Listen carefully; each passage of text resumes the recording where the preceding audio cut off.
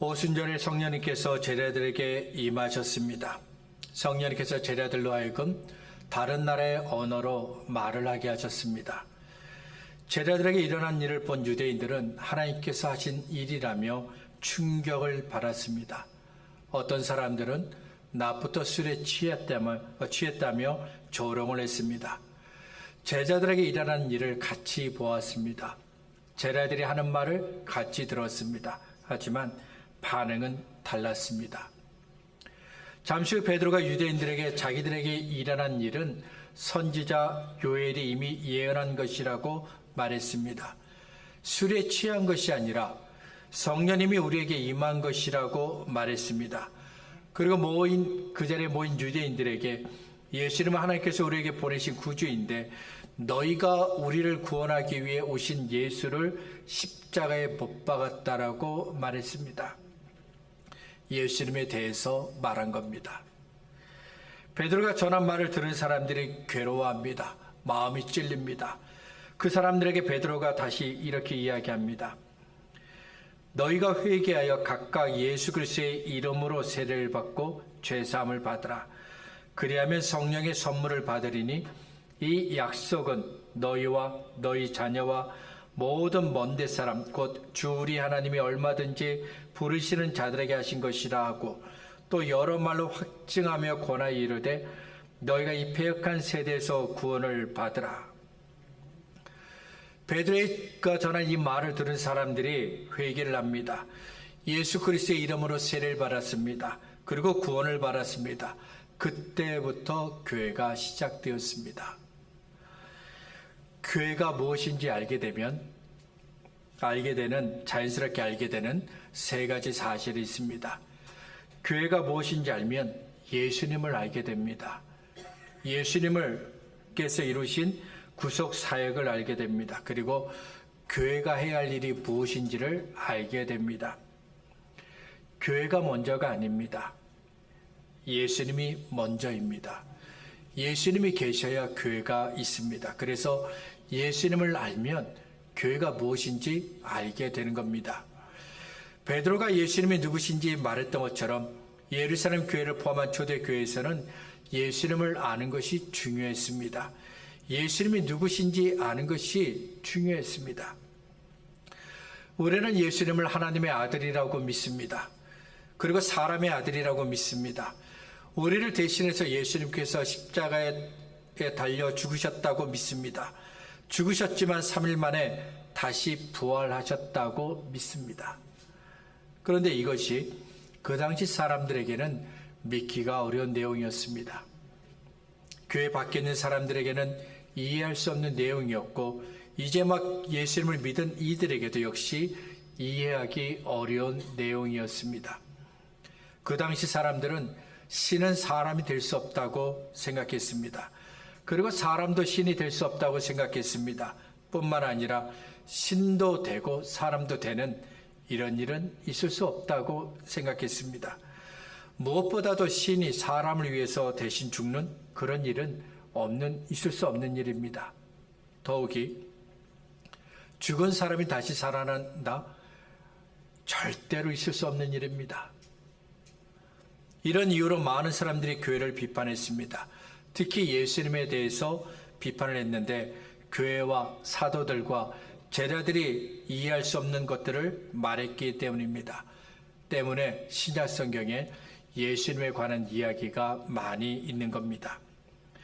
베드로가 예수님을 전하면서 교회가 시작되었습니다. 하지만 지금까지 교회를 무너뜨리려는 많은 시도들이 있었습니다. 그 중에 특별히 두 가지만 좀 살펴보려고 합니다. 먼저 1900년대에는 교회에 대한 논쟁이 있었습니다. 종교다원주의라는 것이 있습니다. 종교다원주의는 모든 종교의 구원의 길이 있다고 믿는 겁니다.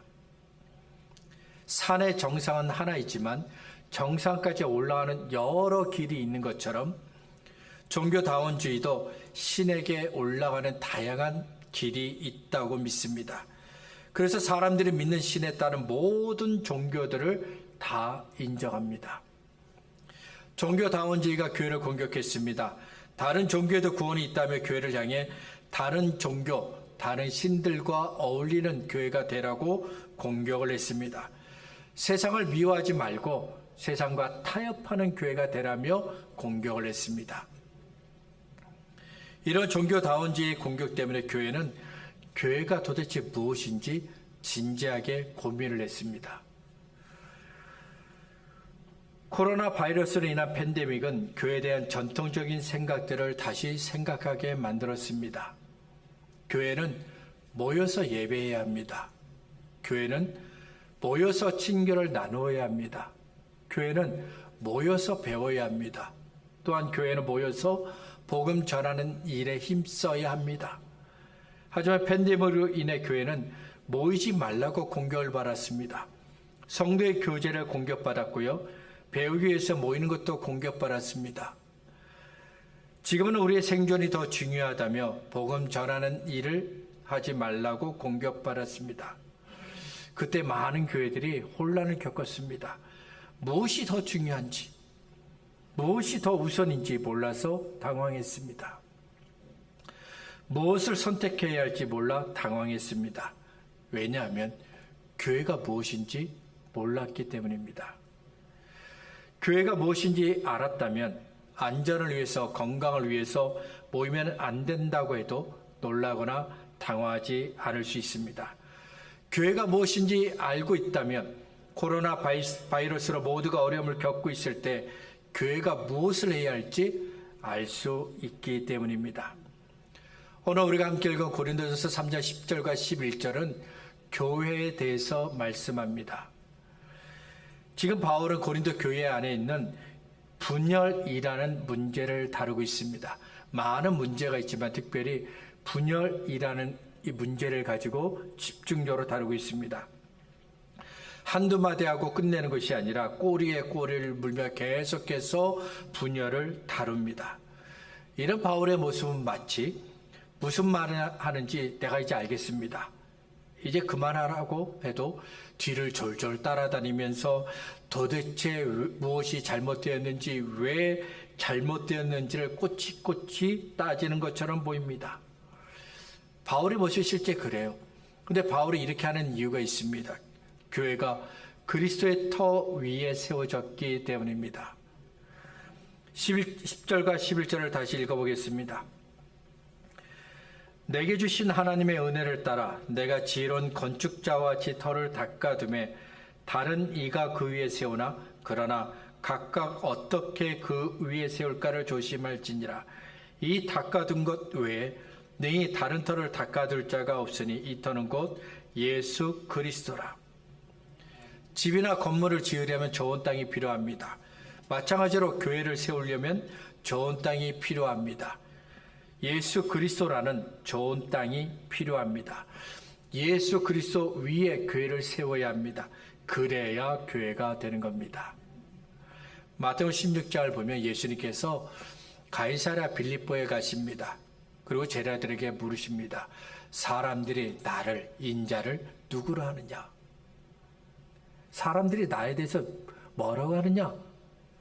그러자 제자들이 이렇게 이야기합니다. 어떤 사람은 예수님을 엘리야라고 말합니다.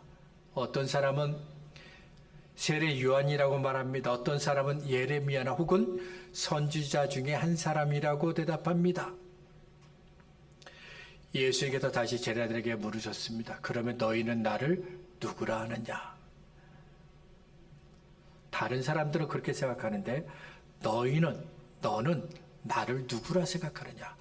그때 베드로가 대답합니다. 주는 그리스도시요 살아계신 하나님의 아들이십니다. 베드로의 대답을 들으신 후 예수님께서 말씀하셨습니다. 너는 베드로라. 내가 이 반석 위에 내 교회를 세우리니 음부의 권세가 이기지 못하리라. 이 반석 위에 내 교회, 예수님의 교회를 세우시겠다고 하셨습니다. 여기서 예수님께서 말씀하신 예수님의 교회를 세우는 반석은 베드로의 신앙 고백을 말합니다. 베드로가 예수님은 그리스도시고 살아계신 하나님의 아들이라고 했는데 이것이 바로 베드로의 신앙 고백입니다. 베드로는 예수님께 나는 예수님을 하나님께서 우리에게 보내신 그리스도 메시아라고 믿습니다. 나는 예수님이 살아계신 하나님의 아들이라고 믿습니다 라며 신앙 고백을 했습니다. 이 고백 위에 예수님께서 교회를 세우시겠다고 하셨습니다. 베드로가 전한 복음을 듣고 예루살렘 교회가 시작되었던 것처럼 교회는 예수님께 드리는 신앙 고백으로 세워집니다. 읽지는 않았지만 12절부터 15절에서 교회가 터 위에 제대로 세워졌는지 확인하는 시간이 온다고 말씀합니다. 만일 누구든지 금이나 은이나 보석이나 나무나 풀이나 짚으로 이 터 위에 세우면 각 사람의 공적이 나타날 터인데 그날의 공적을 밝히리니 이는 불로 나타내고 그 불이 각 사람의 공적이 어떠한 것을 시험할 것입니다. 만일 누구든지 그 위에 세운 공적이 그대로 있으면 상을 받고 누구든지 그 공적이 불타면 해를 받으리니 그러나 자신은 구원을 받되 불 가운데서 받은 것 같으리라. 집을 잘 지었는지 확인하는 시간이 되었습니다. 집을 잘 지었는지 확인하는 방법은 안전점검이 아닙니다. 불을 지르는 겁니다. 저와 여러분이 만든 집에 불을 질렀습니다. 워너로비슨 한인 장로교회에 불을 질렀습니다. 불이 활활 타오르고 있는데도 남아있는 집이 잘 지은 집입니다. 고린도전서 3장 16절은 불이 활활 타올라도 타지 않는 집, 무너지지 않는 집, 이런 집을 가리켜 하나님의 성전, 하나님의 집, 하나님의 교회라고 불렀습니다. 말씀을 정리하겠습니다. 마태복음 7장에서 예수님께서 반석 위에 세운 집을 말씀하셨습니다. 그러므로 누구든지 나의 이 말을 듣고 행하는 자는 그 집을 반석 위에 지은 지혜로운 사람 같으리니 비가 내리고 장수가 나고 바람이 불어 그 집에 부딪히되 무너지지 아니하나니 이는 주철을 반석 위에 놓은 까닭이요 나의 이 말을 듣고 행하지 아니하는 자는 그 집을 모래 위에 지은 어리석은 사람 같으리니 비가 내리고 창수가 나고 바람이 불어 그 집에 부딪힘에 무너져 그 무너짐이 심하니라. 사람들이 집을 짓습니다. 많은 사람들이 모래 위에 집을 지었습니다. 그런데 나는 바위 위에 집을 지으려고 합니다. 바위 위에 집을 짓는다. 힘이 든 일이죠. 시간도 오래 걸립니다. 그래도 마침내 힘을 쓰고 애를 써서 집을 다 지었습니다. 얼마 후 비가 내리고 바람이 붑니다. 그렇지만 바위 위에 집을 지었기 때문에 집이 흔들리지도 않고 멀쩡합니다. 하지만 모래 위에 지은 집들은 비와 바람에 다 휩쓸려 무너졌습니다. 교회는 예수 그리스도의 터 위에 지어야 합니다. 쉽지는 않습니다. 왜냐하면 예수 그리스도의 터 위에 교회를 세우려면 힘이 들기 때문입니다. 사람들이 좋아하는 것과 타협하면 안 되기 때문입니다. 그리고 시간도 오래 걸립니다. 그러다 보니 많은 교회들이 처음에는 의욕을 가지고 예수 그리스도의 터 위에 교회를 세우겠다고 결심을 하지만 얼마 못 가서 다 포기를 합니다. 대신 모래 위에 집을 짓는 것처럼 쉬운 방법을 선택합니다. 그래도 우리는 예수 그리스도의 터 위에 교회를 세워야 합니다. 우리 교회는 언제나 예수 그리스도의 터 위에 있어야 합니다. 그래야 바람이 불어도 흔들리지 않을 수 있습니다. 시련이 있어도 넘어지지 않습니다. 넘어질지라도 다시 일어설 수 있습니다. 왜냐하면 교회의 기초가 되신 예수 그리스도께서 우리 교회를 붙잡아 주시기 때문입니다. 우리 교회가 이곳에 세워진 지 19년이 되었습니다. 우리 교회가 19번째 생일을 맞이할 수 있었던 이유는 예수 그리스도의 터 위에 교회를 세웠기 때문입니다. 그리고 계속해서 예수 그리스도의 터 위에 교회를 세우고 있기 때문입니다. 처음이 중요한 것이 아니라 처음뿐만 아니라 과정도 중요합니다. 처음에 예수 그리스도의 터 위에 교회를 세웠던 것처럼 계속해서 예수 그리스도의 터 위에 교회를 세웠기 때문에 우리가 19번째 생일을 맞이하게 된 겁니다. 그래서 19년이라는 시간은 하나님께서 우리에게 베풀어 주신 은혜의 시간입니다. 그리고 19년은 하나님께서 우리 교회를 붙잡아 주셨고 여기까지 인도하셨다는 고백의 시간이기도 합니다. 오늘이 얼마나 감사한지 모르겠습니다. 앞으로도 계속해서 우리 교회가 예수 그리스도의 터 위에 세워질 수 있도록 기도해 주시길 바랍니다. 우리가 마음을 모아 기도하지 않으면, 애쓰지 않으면 교회는 금방이라도 반석에서 넘어지고 모래 위로 옮겨지게 됩니다.